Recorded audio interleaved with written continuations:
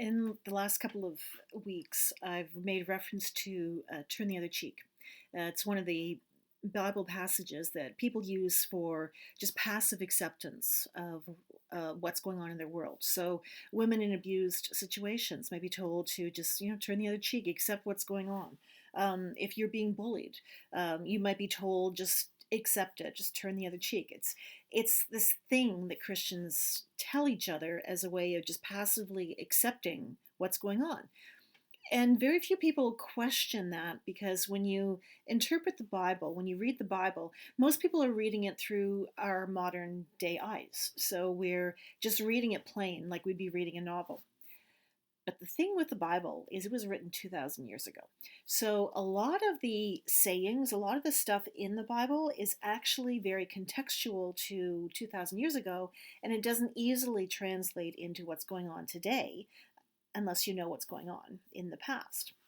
So I want to take just a couple of minutes to talk about turn the other cheek because it is not what people have thought it meant.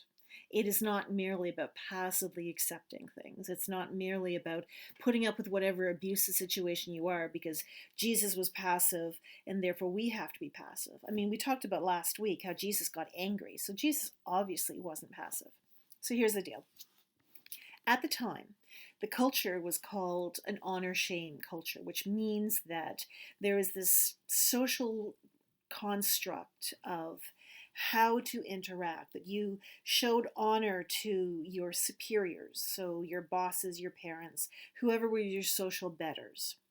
And they had the right to speak down to you if they were your superiors.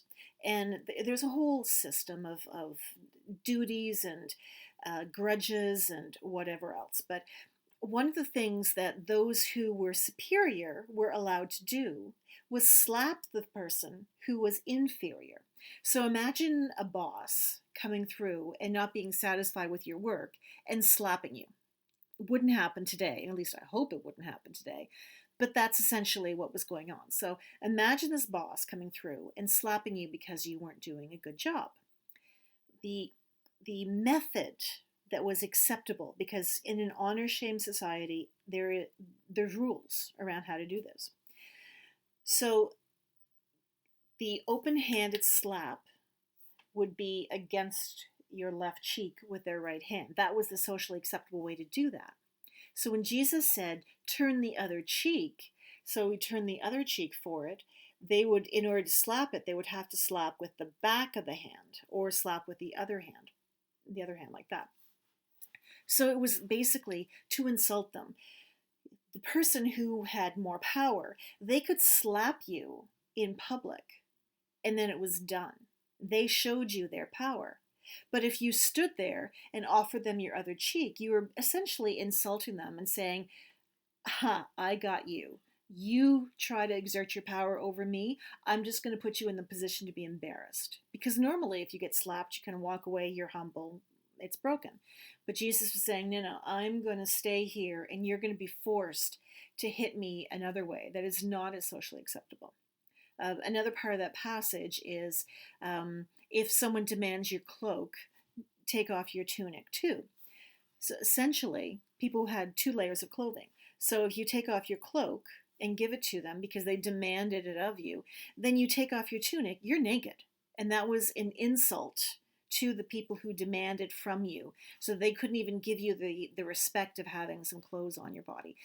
So you really have to pay attention to what was going on in the culture.